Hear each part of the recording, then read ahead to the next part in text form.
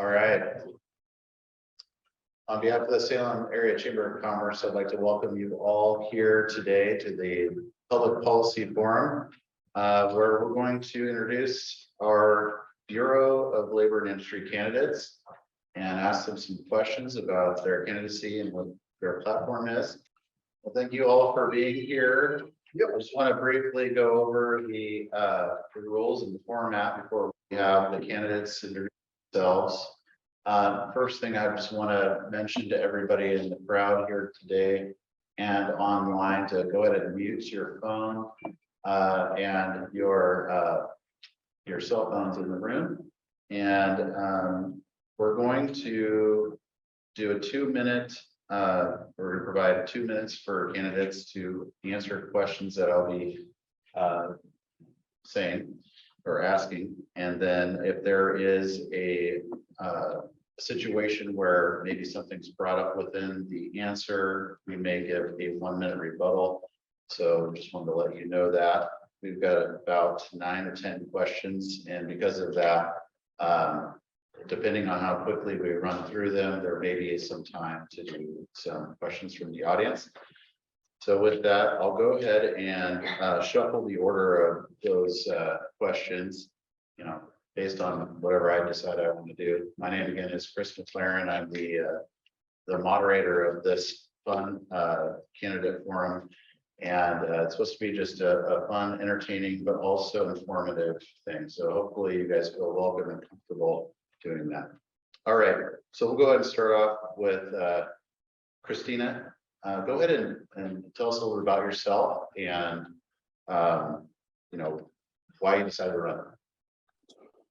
Sure. Thanks for having me. I'm sorry I couldn't be there in person. I'm just feeling a bit under the weather, but I appreciate you all having me. My name's Christina Stevenson, and I'm running for labor commissioner because I actually fundamentally believe that Oregon should be the best place to live and work and own a business in this country.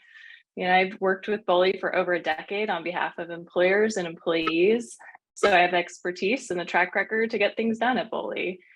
My day job, I'm a small business owner running a civil rights law firm where I represent workers when they're getting a raw deal, when their employers aren't following the rules that are enforced by the Bureau of Labor and Industries. I've also helped small businesses comply with those rules and regulations over the years. I grew up in Oregon, and my parents had a business for 30 years in the community. And like them, I started my own business. I started my business at the kitchen table. My son was just 3 months old. And I know what it means to run payroll every month, to comply with the same rules that everybody else complies with.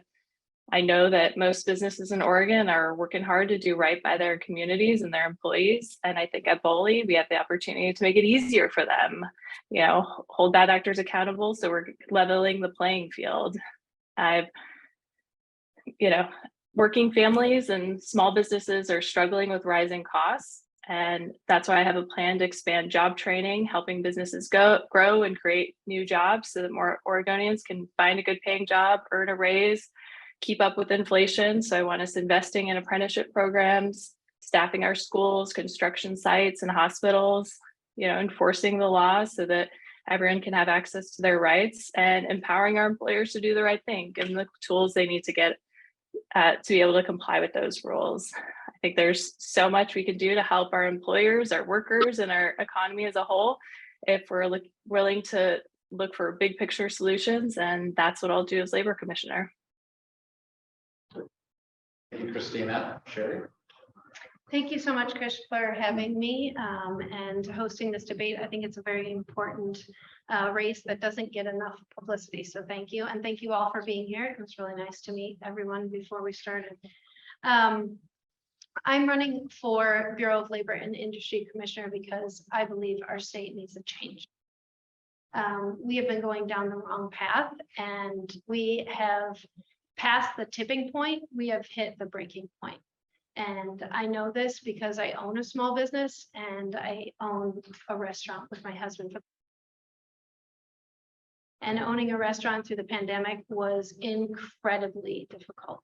And there were a lot of rules that were made that had no merit on saving COVID from spreading, and yet we're very difficult for us as restaurant owners. And I want to make sure that I'm bringing my experience of 10 years of nonpartisan elected experience on school board in Benwood Pine, and owning a business for 18 years, and my experience as being an elected leader in the state legislature.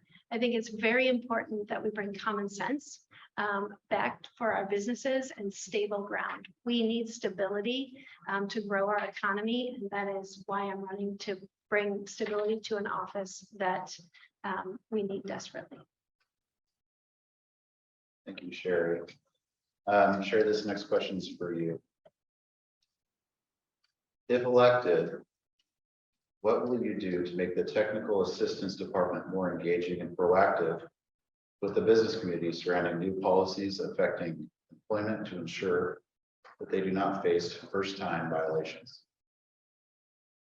Yeah, I think that this is very important, Chris, because I'm hearing this from all over the state.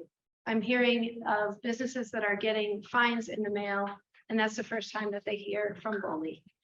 And they're trying to be good employers, and so they don't speak out about it because they're embarrassed that they've done something wrong when they didn't intend to do anything wrong.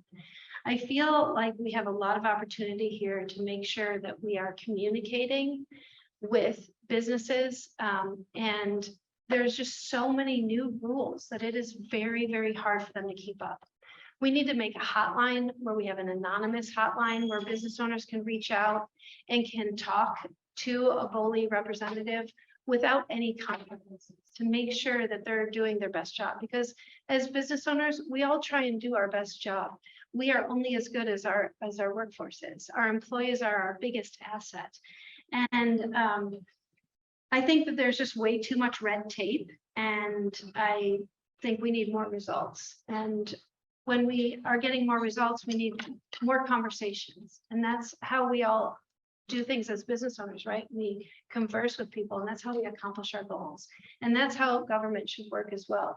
We should be talking first and not fining first. And I think that BOLI needs a leader to do that, not another lawyer. And I am willing to be that person to do that. And I've led before on many different things. In my school board experience, I led to increase graduation rates by 10%. I led to fix crowding in our schools by building 4 schools. So I have a lot of experience. I'm not asking you to trust me. I'm asking you to look at my record of leadership. Sure. Christina, do you need me to reread the question or take it? No. So, I mean, I think Cheri illuminates a really important point here, which is BOLI has what Cheri describes, a hotline where an employer can call and get technical assistance, advice on whatever they need. And that technical assistance is completely walled off from the enforcement. So no one is going to take the information from technical assistance and use it for enforcement purposes. But the problem is that most of our employers don't know that. And I mean, number one, no Oregon business should be in the position where they don't know what the law is. And I think it is BOLI's responsibility to make sure our businesses have the support they need. And so that means strengthening the partnerships within the business community.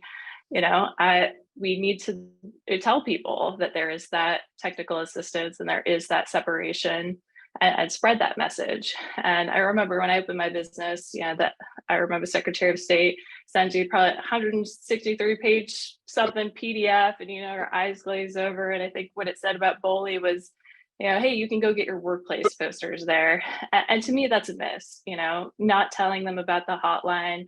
There are a number of touch points in Oregon where businesses interact with different agencies. And so I'd love to see us being more proactive at BOLI at those touch points. For example, if you go from, having no employees to having an employee and you're paying payroll taxes, now the state knows they've got an employee. Why couldn't we send folks, just a little one pager? Hey, these are things you should think about. These are the laws that, based on where you are in the state. This is minimum wage. These are the laws that apply to you. And here, why don't you sign up for this email alert It's going to tell you about new laws, give you compliance tips. I mean, those are the things that we should be building for our businesses. And I would also, I bet that BOLI already has data on what like the top 10 errors that they see happen time and time again. Why don't we use that data, get out into the business community with really simple information. I'm talking like flow charts, checklists, forms, whatever is needed to empower businesses to make sure they have the tools to do the right thing. All right, thanks, Christina. The next question I have is for you to take first. Maybe you can expand on this. What other changes would you make as commissioner of BOLI?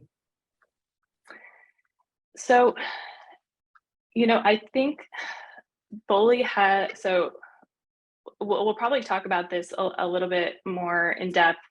We'll be talking about apprenticeships, workforce shortage. So I think there's a big role for BOLI in making sure that we have, made apprenticeships more accessible and done more with our K-12 partners in addressing the workforce shortage. But in addition to the apprenticeship, workforce training, expanding job training, I would like to see more investment in technical assistance, what we've just been talking about. I mean, we've got 500,000 businesses in this state, and we've got 6 people in technical assistance. And my understanding is that a couple of those people are just working on the website. So, I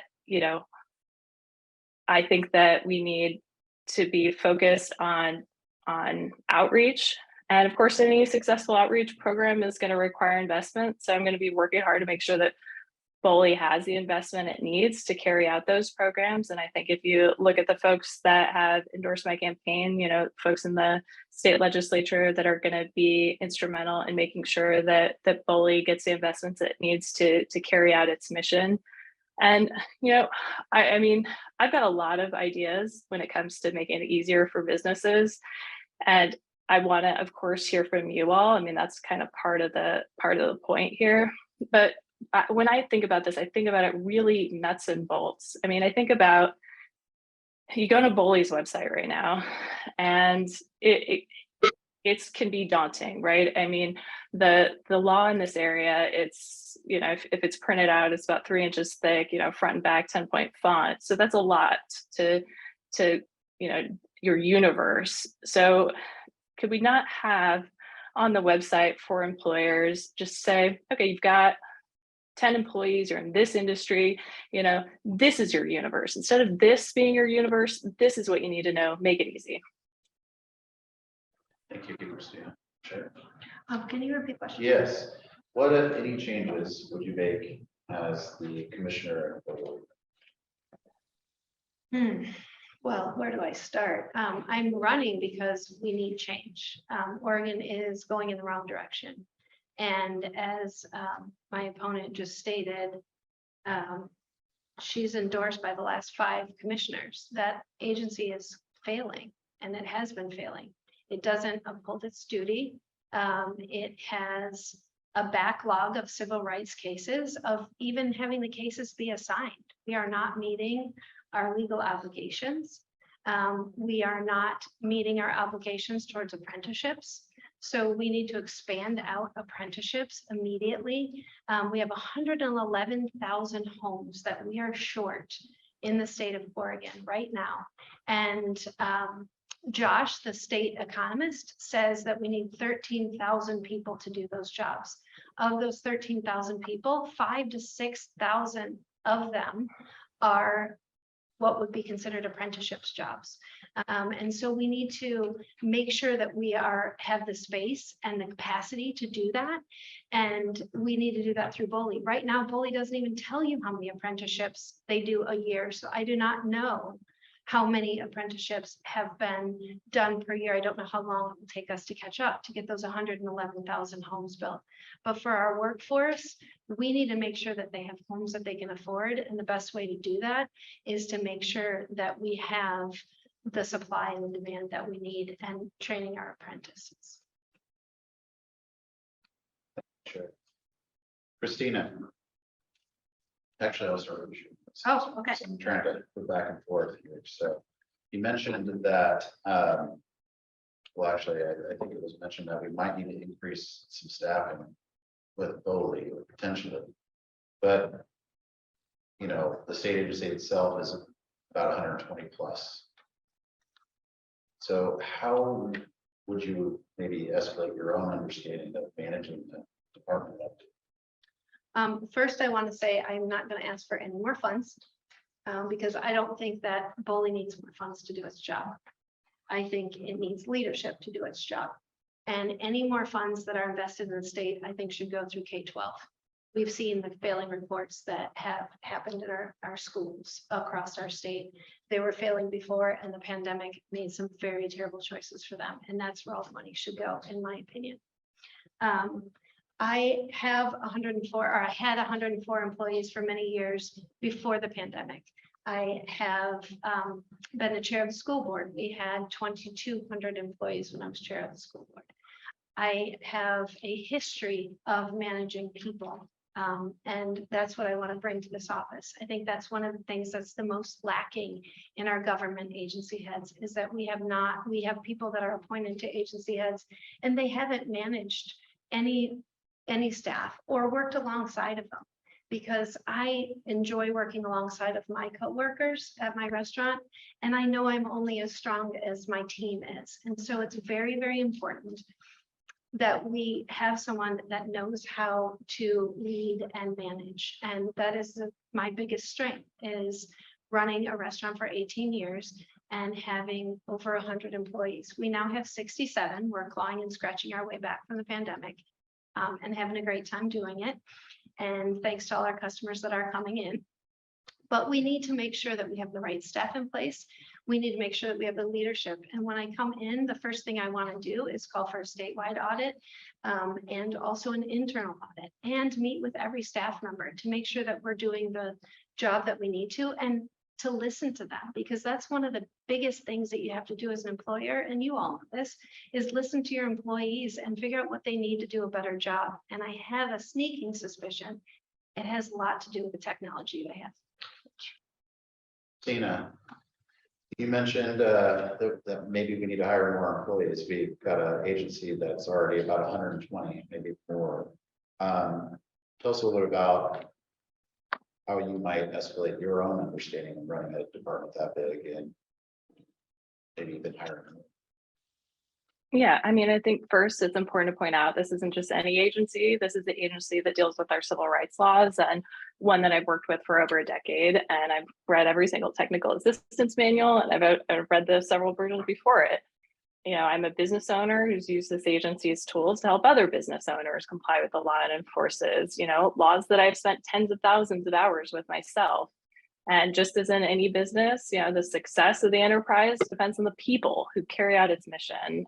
Right now, they're interim heads of 2 of the 3 major divisions. So, you know, recruiting experienced professionals for those roles is going to be a high priority. And I'm looking forward to working in partnership with the business community and helping in that recruiting process. You know, I'm no stranger to the 0 to 60 nature of the venture.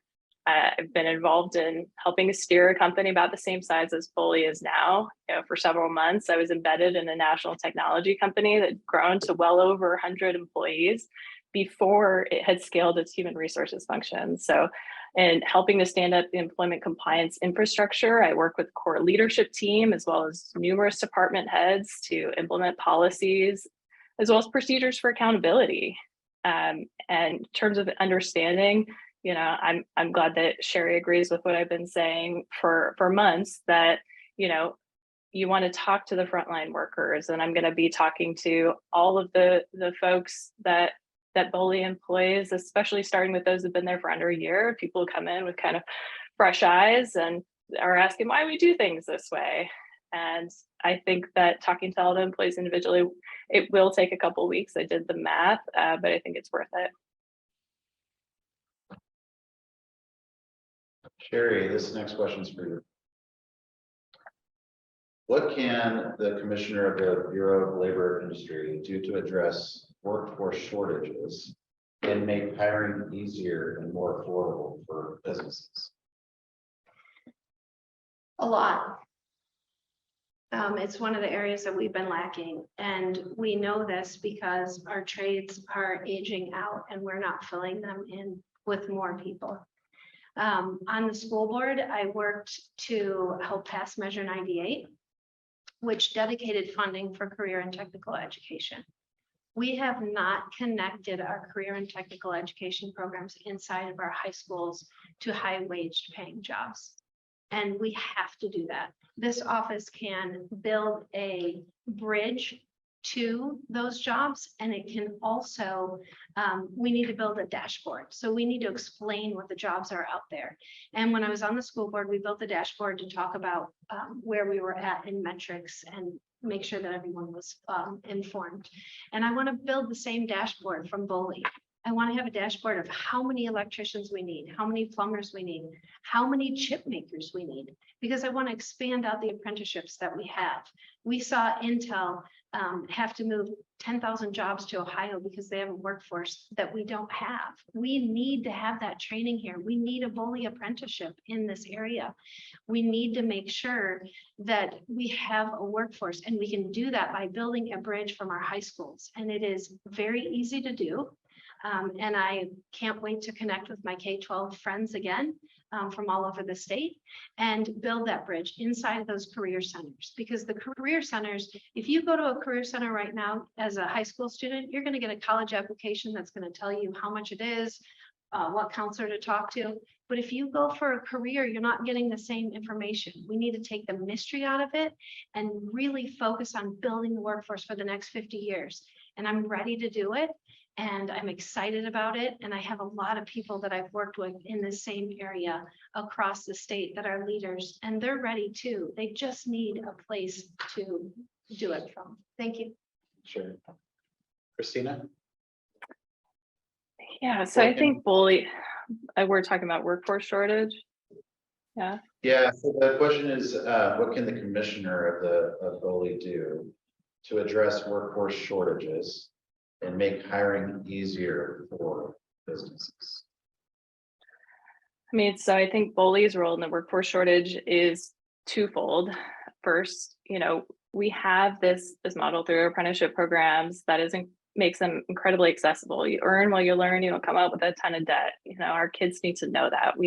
Right now, BOLI doesn't have a dedicated K-12 partnership, and I think that that's something that it needs. But right now, the Oregon legislature allocated $20 million through the Future Ready Oregon package, a little over 18 million of those dollars for grants in the pre-apprenticeship programs in construction, healthcare, manufacturing, and apprenticeship programs in healthcare and manufacturing. So, in the short term, I think it will be making sure that BOLI is a good steward of taxpayer dollars to make sure that we get the most bang for our buck out of those dollars. And what I mean is, if we're creating programs, we want them to be programs that could be replicable throughout the state, so that they're and programs that aren't just serving an insular group of folks that have learned about the apprenticeship dollars. So making sure that we have connected with folks to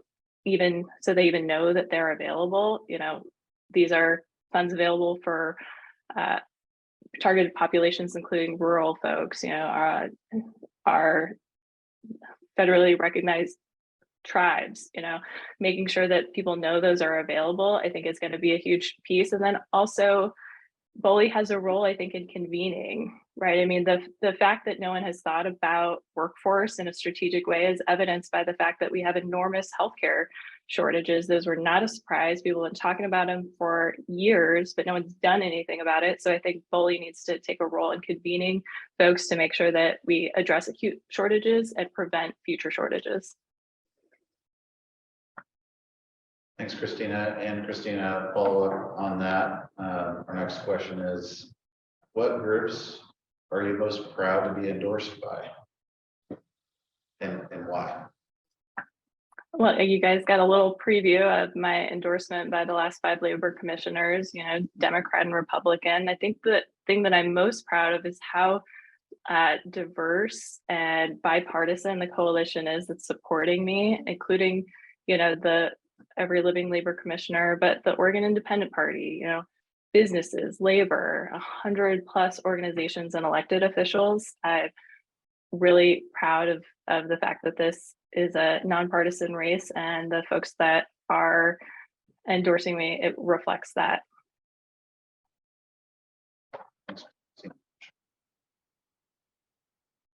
I am so proud to be endorsed by both governor candidates that are embracing change this cycle. As you can see, they're not agreeing on much, but they agreed on my candidacy for being labor commissioner. So that's a very proud accomplishment by Christine Stevenson and Senator Betsy Johnson. And I'm proud of that because I earned that endorsement by working alongside of them in very hard legislative sessions. And so I'm very proud of that. I'm also very proud of being endorsed by multiple chambers around the state. I'm endorsed by the Gresham Chamber, the North Clackamas Chamber, and the Medford and Jackson County Chambers. And I think that that is really important to me as a small business owner and also as a chamber board member, to make sure that I am serving our small business community, because unlike my opponent who is endorsed by 30 unions, I am not. I'm endorsed by the small business folks that are not represented by any large entity. And so I think it's very important to me as someone who went through the pandemic and has been through labor shortages and supply chain shortages and multiple regulations changing all the time, that I have earned the support of the people who are working hard and have no HR departments, and are overwhelmed by the amount of red tape coming their way. And so that is a very big deal for me. Cheri. Thank you. Christine, I'm going to allow you the opportunity to respond to Cheri's mentioning of the union support that you have. You have a minute if you'd like. Oh, sure. I mean, yes, unions, when people, people say the word union, but what that is it is teachers, it's nurses, it's firefighters that have come together and said that they believe that I'm the right choice for BOLI. And, not only them, we can check out the website, business owners, small business owners, all of which also support my candidacy. Thanks, Christine. Cheri, this next question is for you to start off with. How will you seek to balance the issues of employees and employers as the commissioner? So this question is not an or to me. This question is an and. It is the most important thing to business owners is our workforce, is our co-workers, because we can't have a business. We're only as strong as our employees, and it is so important. And when the pandemic first hit, we had 104 employees, and overnight we went to 12. That was one of the hardest days of my life. And, it was because of a pandemic. We didn't know what the pandemic would look like at that point, but I knew that my workforce was going to have to go on unemployment. And once they went on unemployment, I couldn't pay for the health insurance due to the laws. So my husband and I took $30,000 out of our savings to pay for the next 3 months, which is what we were told it was going to be, a 3-month time frame that we were going to be suffering. And when I heard that, I thought that was a long time. But now looking back, gosh, I wish it was only 3 months. But we paid for our employees' healthcare to make sure. We couldn't imagine losing our employees, first off, and secondly, sending them out without healthcare. And that's what I think most businesses do. Most businesses take care of their employees first, because that is what we are. Our strength is inside of our workforce. And we need to make sure that we're not judging businesses as bad, but we are punishing bad apples, not punishing all businesses, because we need to create opportunities, and businesses create opportunities for employees. And we see a tipping point in our state where businesses are fleeing our state, and we need to make sure that we stop that. May I repeat it? Oh, no, that's okay. Yeah, I think there's a lot that we can agree on. I also think that, we should stop thinking about things in terms of us versus them, stop thinking in terms of a zero-sum game. I mean, the reality is workers need businesses, businesses need workers. It's a symbiotic relationship, not only for the individual business that hires workers, but also for the businesses that are patronized as a result of those workers' paychecks. I think all of us want an Oregon where people have access to, the American dream, in Oregon where you can hold your own destiny in your hands. And as long as you work hard, you can get ahead. And whether that means, rising up to the highest rank in your company or hanging out your shingle, starting a business, I think we don't get there by demonizing each other or treating each other as monoliths. And I want BOLI to be a place where we are invested in the success of everyone who interacts with the agency. Christina, then I have another question for you. I'll start with you, Christina. So we've talked a little bit about what your top priorities are, at least you've alluded to some of the things that are big. What would be, so I'm going to change the question a little bit and sit and ask you, first 90 days, what's your first thing that you try to accomplish as BOLI? I mean, so I think we all know, looking around, that Oregon's small businesses, workers, everyone is just struggling with rising costs. And so that's why absolute top priority is making sure that we have the skilled workforce that our businesses need. And in terms of implementing that, we will still have several million of those dollars that I just talked about in the Future Ready Oregon money to make that happen. And so making sure that we are doing that outreach to ensure that everyone has an opportunity to access that pathway. So for, just to give people a sense of what this is, we've got of the first round of awarded grants, we have grants going to community colleges for pre-apprenticeship programs. We have a grant going to the iron workers to stand up an apprenticeship at Coffee Creek Correctional Facility, the women's prison, in order to, once those women are getting out into the workforce, they will have a more seamless path into a family wage career. So these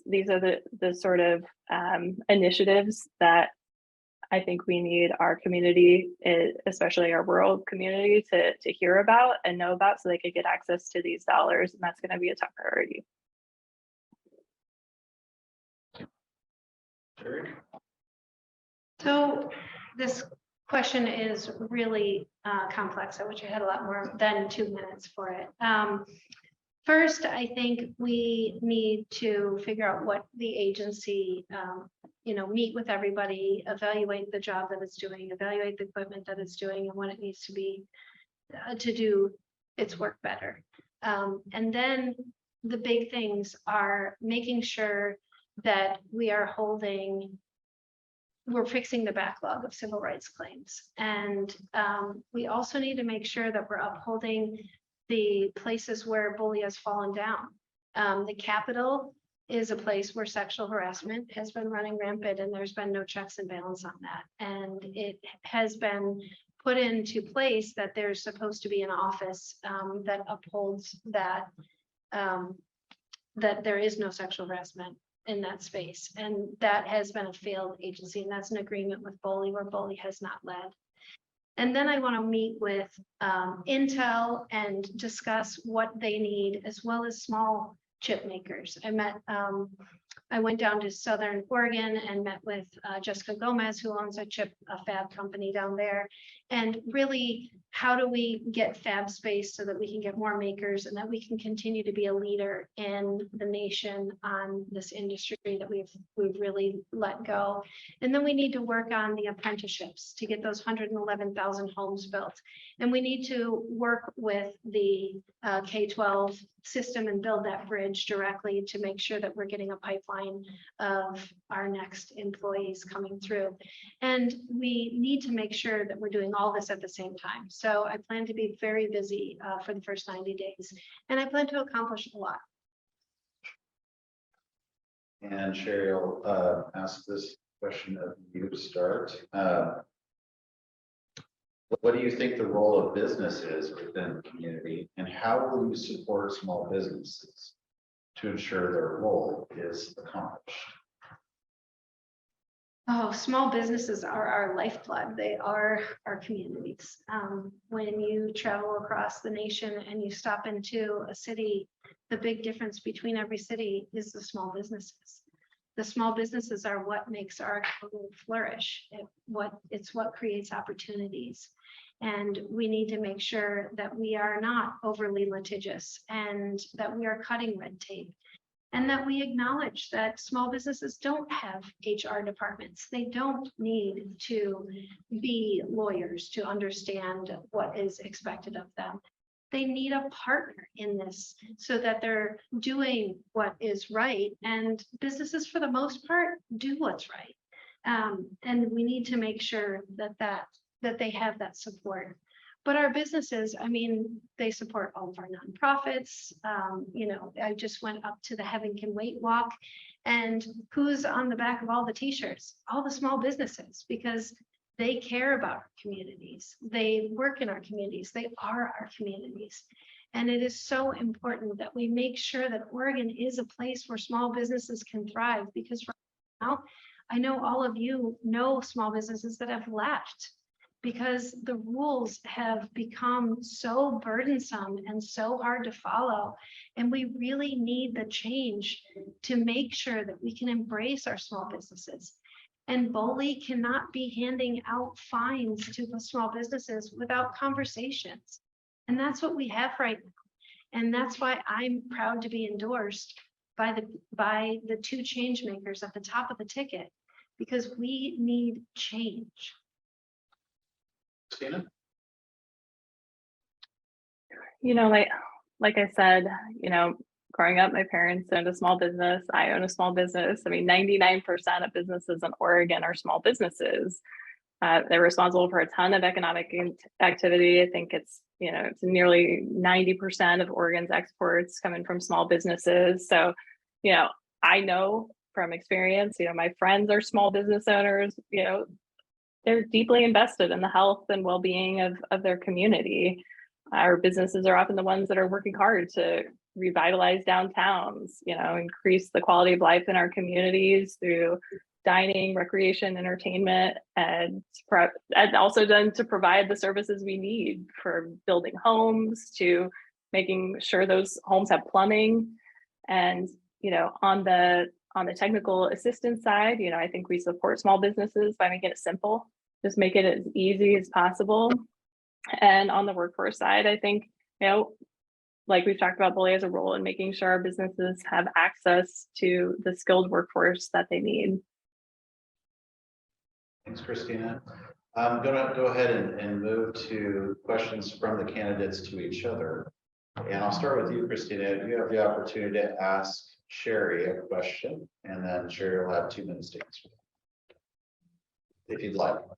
Oh, sure. You know, Cheri, I was just curious, you mentioned at the top that there were regulations that happened during the pandemic that maybe affected your business. And I'm curious if there are any BOLI regulations in particular that you would point to that are that you felt were problematic in some way.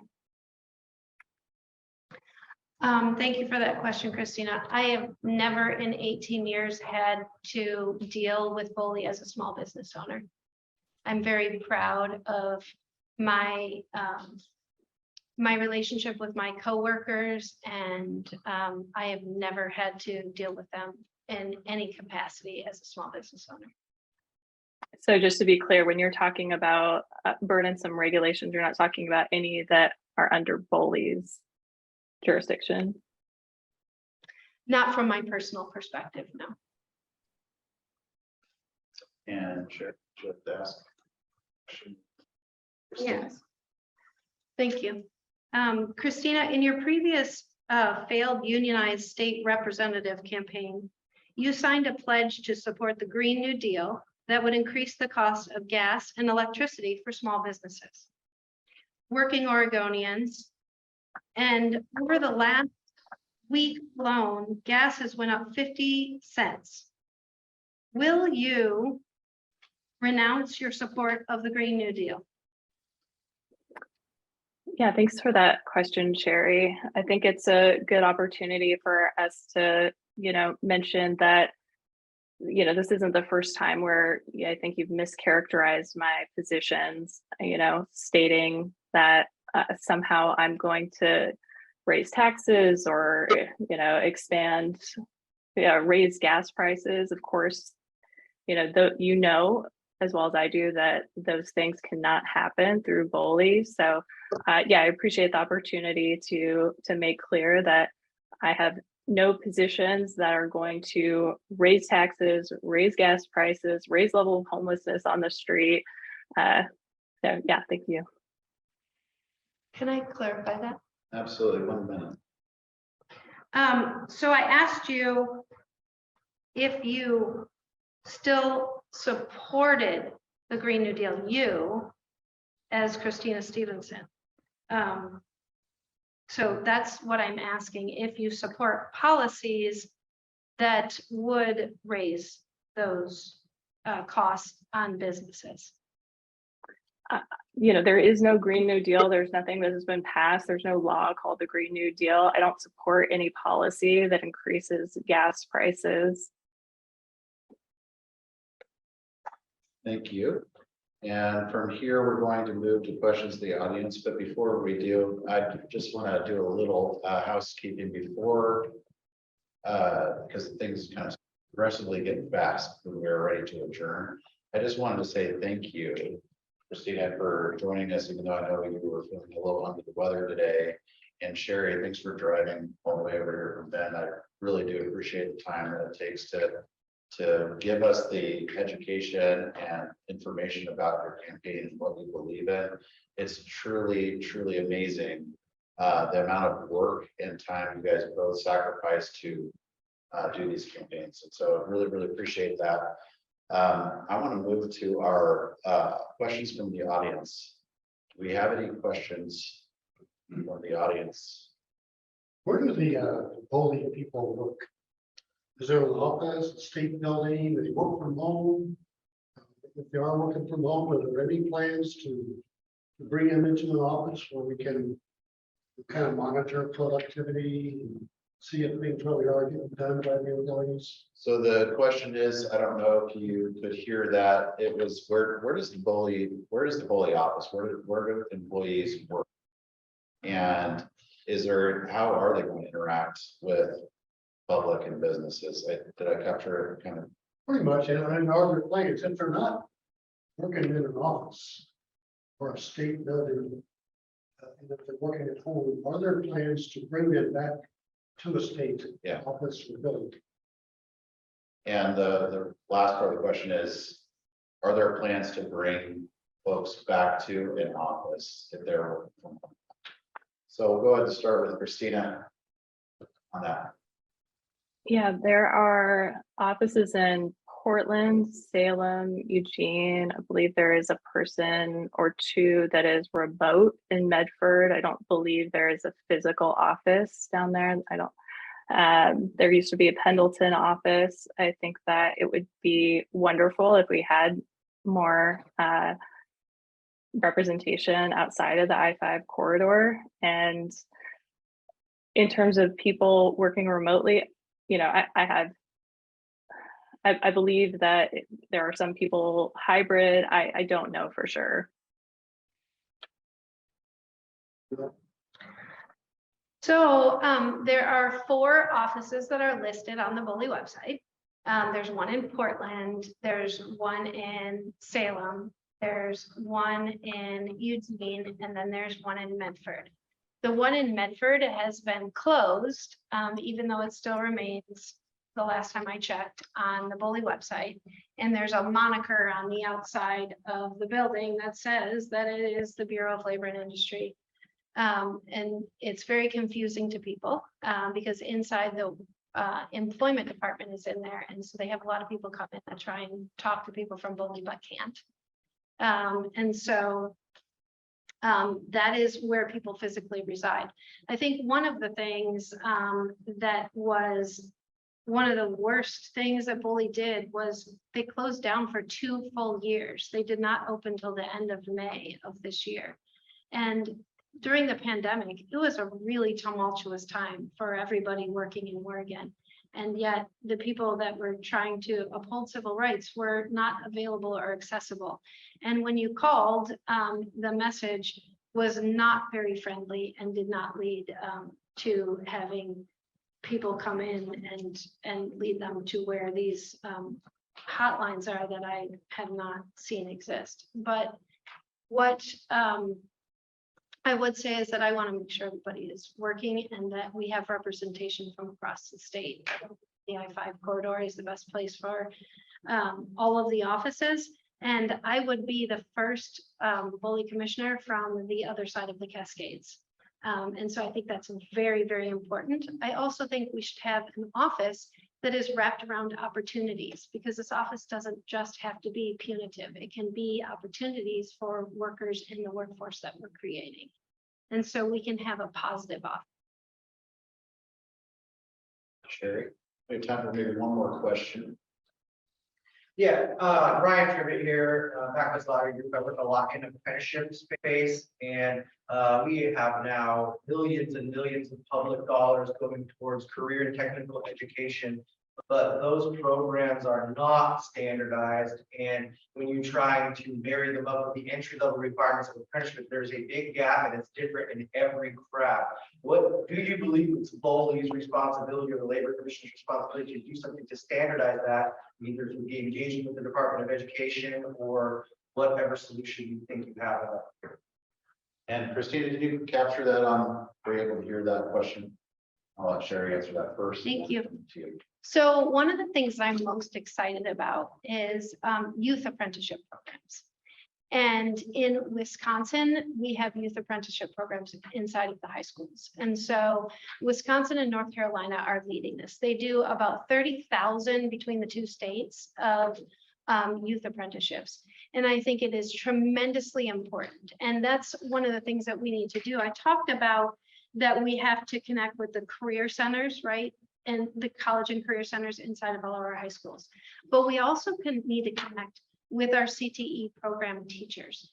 Because if we're not talking about, if we teach you how to build a cabinet, but we're not connecting you with the cabinet makers, and we're not connecting you with what it means, what wages you can earn, and what it means for training, we're really missing. So I think what we need to do is incorporate the career and technical into having a career piece of what you can do after you are finished with this class.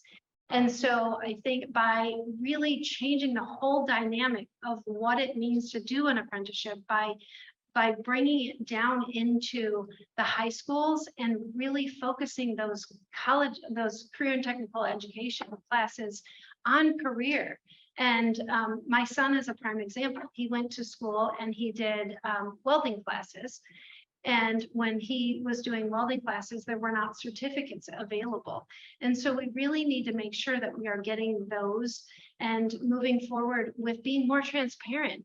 I don't know how many apprenticeships are done every year through BOLI. Do you? Because there isn't a piece that divulges that information. And so we need to be transparent on how many apprenticeships we need and in what area, and work inside of youth apprenticeships and standardize them across the state and expand them out to healthcare and chip making and other things that are needed in our workforce. Thank you. Sure. Christina? Yeah,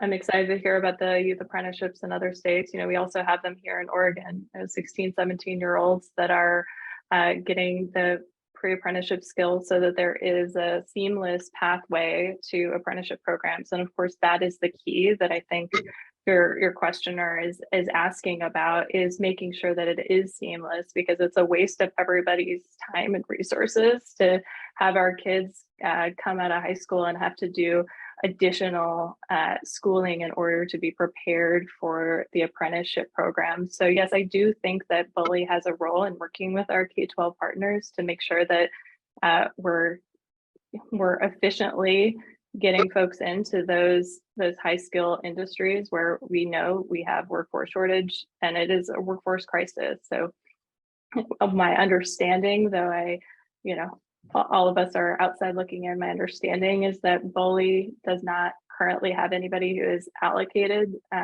their time is dedicated to that partnership. And that is something that we absolutely need to do.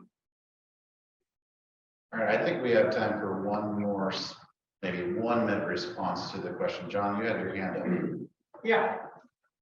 So, Cheri, like you, I'm approaching 45 years in business, and I'm proud to say I've had very few interactions with BOLI. This year, or this past year, I had one that was kind of emblematic of each other interaction I had. And if the employer breaks the law or does something unethical, I have no problem with the fact that that employer doesn't fine. That's the role of the place. The few interactions I've had, though, are situations where an employee would file a complaint, like this last year, that was totally unfounded and very frivolous. And just as if the employer steps out of bounds, they should be fined. If you support somehow finding some level of punishment to a individual or employee that makes a complaint that is totally invalid. We'll start with you, Christina. Did you capture that question? I did. And can I ask the questioner, did BOLI find substantial evidence of discrimination, or did BOLI find there was not evidence of discrimination? Well, what you do with BOLI, it's akin to dealing with the IRS. And so in order to respond to this frivolous and unfounded complaint, I had to spend a couple $1,000 to engage my attorney to make sure we crossed every T and dotted every I in our response. And as a result of that effort and expense, the complaint was dismissed, as it should have been. Okay. I think for those of us who interact with these systems, there's nothing worse than a false complaint, right? Because it diminishes the validity of true complaints. It makes it harder for complainants that have truly been discriminated against. It wastes all of our resources, all of our time. So I can't say that I have found a better way to deal with that in the system other than the existing system, which finds no substantial evidence when a complaint is unfounded. And I'm sorry that we haven't come up with a better idea, but I'm definitely interested in hearing other ideas. Thanks, Christine. Sure, you have 1 minute. I think the most important thing that we need to do is we need to bring mediation back to where you can have, from what I'm hearing from a lot of people around the state that are small business owners, is if they get a claim that is founded or not founded, it's very expensive because we have to hire lawyers to defend ourselves as small business owners. And if the claim is merited or not. And so I think having a function of communication and mediation approach first from BOLI is really, really important because I think that that is how we solve problems and how we get resolution is by having conversations. And I think all too often this agency has not led with communication. And I hear your frustration in that. And I think that's what we need to do is have more conversations and mediation so you don't have to have lawyers. Okay, Cheri, we have reached that time where we go to closing remarks. Please try to keep it to 2 minutes and I promise I'll get you out of here right at 3 o'clock. So I want to start with you, Cheri, 2 minutes, and then we'll go to Christina. And then just want to thank you all for, your support and coming here and giving us the information that we need. Thank you so much, Chris. And thank you everyone for being here. And thank you for all you do in your communities. It is so important to have everyone here that works in all these different businesses and does different things, but yet has the common interest of making sure that our state government is working and working well, and yet is supporting our economy. And those are not two separate things, right? It's very important that we have an economy that can grow. We have seen Portland businesses really struggle. We have seen all of our trades not be filled with enough employees over the years. And I have been out there asking for change for many years. And I have a lot of leadership that I'm bringing to this seat. And we have to make sure that we have the people that can help get us out of the spot that we've ended up in. We cannot have more of the same. And my opponent is endorsed by the last 5 people who have brought BOLI to a position that has not fulfilled the jobs that we need across our state, that has not communicated with our K-12 system. And I am not endorsed by Tina Kotek. My opponent is. I'm endorsed by Christine Dreesen and Betsy Johnson, the 2 candidates that want to bring change to this state and support our economy and stop having people leave our state, because we all know people that have closed their businesses and left for a more friendly environment. And what we need in Oregon right now is opportunity. We need opportunity for our workers, and we need opportunity for our state and our economy. And that's what I want to do, is lead the change that needs to happen through our workforce in this position. And thank you. Christina, 2 minutes.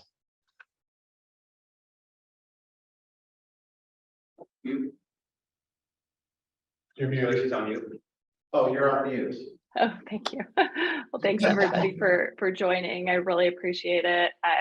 I'm not sure if we made the promise of it being fun, but thanks for listening anyway. I'm proud that in a time where it seems like it's hard to find places where we can agree, that we built such a strong and diverse and bipartisan coalition, over 100 organizations and elected officials, people, Democrats, Republicans, business, labor, and the primary, we won over 20 counties across the state. And I really believe that is a testament to the fact that I have experience with this agency, over a decade working on both sides for both employers and employees as a small business owner myself, and the fact that I have a plan to help businesses grow and create jobs so more Oregonians can find a good paying job, keep up with inflation. I want us investing in apprenticeships, staffing our schools, construction sites, enforcing the law, making it so that we are good employers, don't have to compete with folks that make things like wage theft their business model. And of course, we're empowering employers to do the right thing. And a lot of us can talk about, all the great things that we want to do, but there's only one person who has experience with this agency and has actual practical solutions to make these laws more easily accessible and simple for our business owners to be able to comply with the laws. And that's me. Well, thank you, Cheri and Christina, for making time today to share your ideas and your information with us. On behalf of the Salem Chamber, I'm Chris McLaren, one of the chairs of the Public Policy Committee here. And I want to thank everybody that came in person and joined online And when's our next? We have something else on Thursday. Thursday. Make sure you guys stay tuned for that. So information will be sent out to our members. And with that, I'll bid you adieu. Thank you, everybody.